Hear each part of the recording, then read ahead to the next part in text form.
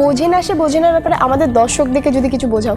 আমার কাছে বোঝে না সে বোঝে না as an this is a love story which is একটু আলাদা, একটু ডিফারেন্ট।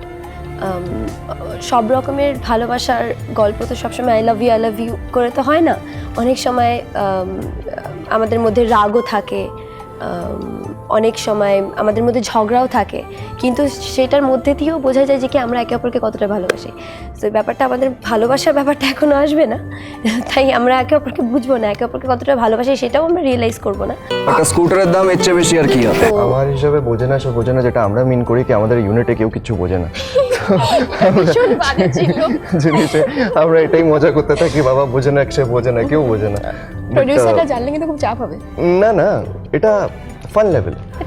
অন সিরিয়াস নোট যদি শোটা নিয়ে বলি তাহলে বোঝে না সে বোঝে না টাইটেলটা রাখা হয়েছে এটা ভেবে যে আমার আর ওর ক্যারেক্টার অরণ্য আর পাখি, এরা দুজনে this guys are like poles apart, সম্পূর্ণ আলাদা ক্যারেক্টার।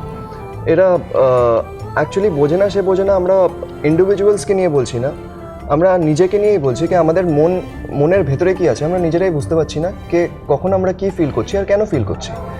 মেবি কখনো আমি কিছু ফিল করছি, অরণ্য কিছু ফিল করছে, আর আমি ভাবছি কি না এটা ভুল, এটা হতে পারে না। How can I fall in love with her? Not fickle minded, মানে আমি You don't know what you want. আমি না, we know what we want. So you know. I want to hate her, but then we are falling for each other. Maybe এখন লাগছে কি দর্শকের দেখে লাগছে কি হয়তো এই ছেলেটা গিয়ে এখন এই মেয়েটাকে বলবে কি ও কতটা ভালোবাসে, কিন্তু পরেক্ষণে এই টাকাগুলো দিয়ে কারোর থেকে সরি বলাটা শিখে নেবেন, জীবনে কাজে লাগবে। পাখি মেলাতে আমরা জানি একদম স্বাধীন চেটা। একদমই তাই, এই ক্যারেক্টারটা একদমই খুবই ইন্ডিপেন্ডেন্ট, খুবই স্বাধীন, খুবই কি বলবো, এই ক্যারেক্টারটা ইজ ভেরি ফ্রি অ্যান্ড খুব চুলবুলি একটা ক্যারেক্টার, খুবই মানে আনন্দ অ্যান্ড মানে ওকে দেখলেই সবার খুব ভালো লাগবে, খুব মজার।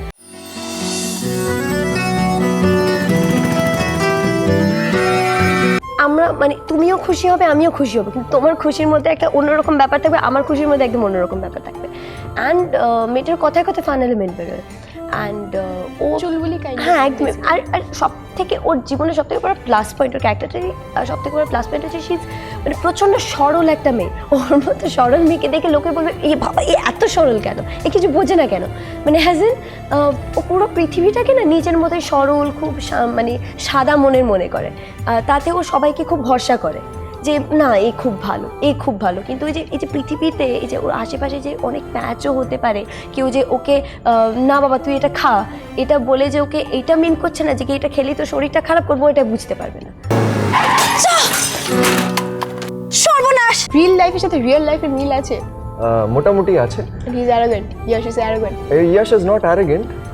দেখে যেটা লোকেরা একটা ধারণা করে নেয় আমার সাথে কথা না বলে, কে মেবি অনেকের এটা লাগে যে আমি অ্যারোগেন্ট, রুড ইয়া অ্যাটিটিউড আছে, কিন্তু টিল দ্য টাইম তুমি আমার সাথে মিশছো না তুমি বুঝতে পারবে না কি আমি বেসিকলি কী। সো সেই হিসাবে আছে। অ্যান্ড তাছাড়া প্রত্যেকটা ক্যারেক্টার মানে যেরকম আমি অরণ্য সিংহ রায়ের ক্যারেক্টারটা করছি, কোথাও না কোথাও আমি রিলেট করতে পারছি ক্যারেক্টারটার সাথে, তার জন্যই আমি করছি। তাই বলে এটা নাকি সমস্ত সিচুয়েশনে অরণ্য যেভাবে রিয়্যাক্ট করবে আমি সেটা রিয়েল লাইফে রিয়্যাক্ট সেইভাবে করব, কিন্তু হ্যাঁ কোথাও না কোথাও আমি সিমিলারিটি তো পাই। অরণ্য সিংহ রায়, ইন্ডাস্ট্রিয়ালিস্ট, হাইট 6 ফুট 2 ইঞ্চ, বয়স 26।